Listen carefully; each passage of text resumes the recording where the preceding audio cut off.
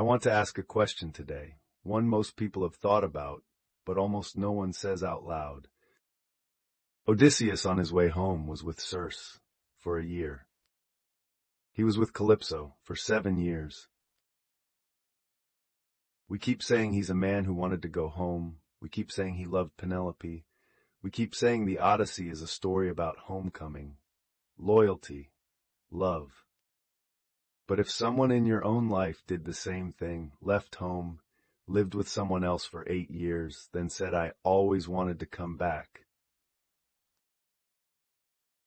how would you understand that? Today I'm not here to defend Odysseus, and I'm not here to condemn him. What I want to do is harder than either of those. Lay the question open honestly, and then ask you something about yourself. Let me say clearly what Homer actually wrote.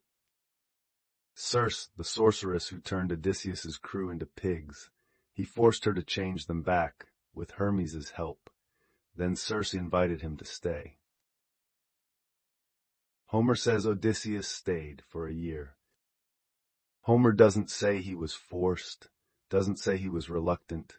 He just says they were together for a year. Then his crew reminded him, "Do you still remember you wanted to go home?" Only then did Odysseus decide to leave.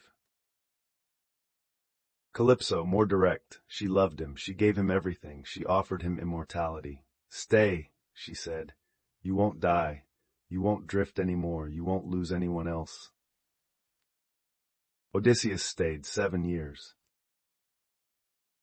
Homer gives us a strange detail here. He says, at night, Calypso and Odysseus were together. By day, Odysseus walked to the shore and wept.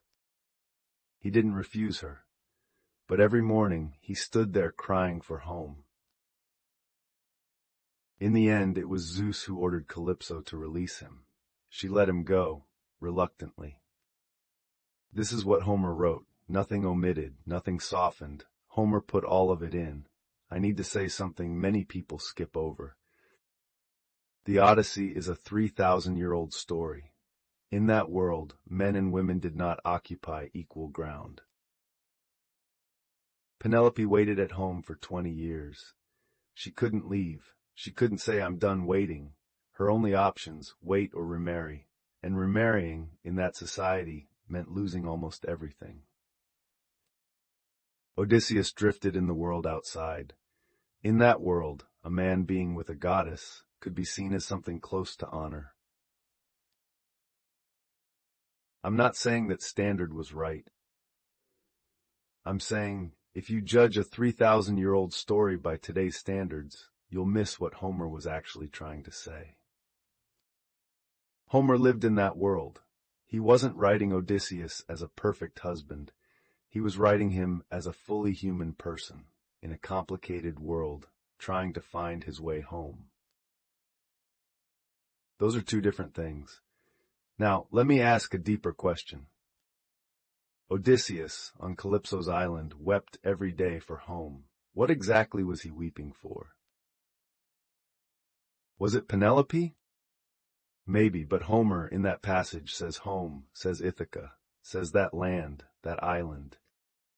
What he wanted to return to was the place where he knew who he was, his son, his palace, his story, all of it waiting there for him. Calypso once asked him, "Am I not more beautiful than your wife? Don't I give you more than she ever could?" Odysseus didn't say, "I love her more than you." He said, "You're right about everything. She isn't as beautiful. She doesn't have your immortality, but I still want to go home." That answer is honest, and it's brutal. He didn't say he couldn't live without Penelope. He said, Ithaca is where he belongs. So this question, are love and going home the same thing? Homer doesn't give us an answer. He just leaves the question there. And here's another question, one almost no one asks. Did Penelope know what Odysseus was thinking? Homer doesn't say directly, but there's a detail I can't stop thinking about. After Odysseus comes home, they are reunited, but Penelope doesn't rush to him. She makes him pass a test first, the test of the bed. She had to confirm, was this man really the person she knew? But I think it was more than that. I think that test had another layer. She needed to know whether he still remembered what that bed meant, what their history was, whether the thing only the two of them knew was still in him. She had waited 20 years. She was not someone who would simply say, as long as you're back. She was someone who had held everything together with intelligence for 20 years. Her test was saying, you've been gone for 20 years. I need to know, is what you brought back still the person I knew?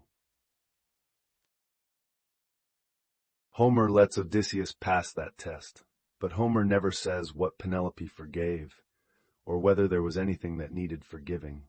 So was Odysseus faithful? By today's standards, no. By the standards of 3,000 years ago, maybe. But Homer never called him faithful. What Homer said was he wanted to go home. In our time, those two things get mixed together easily.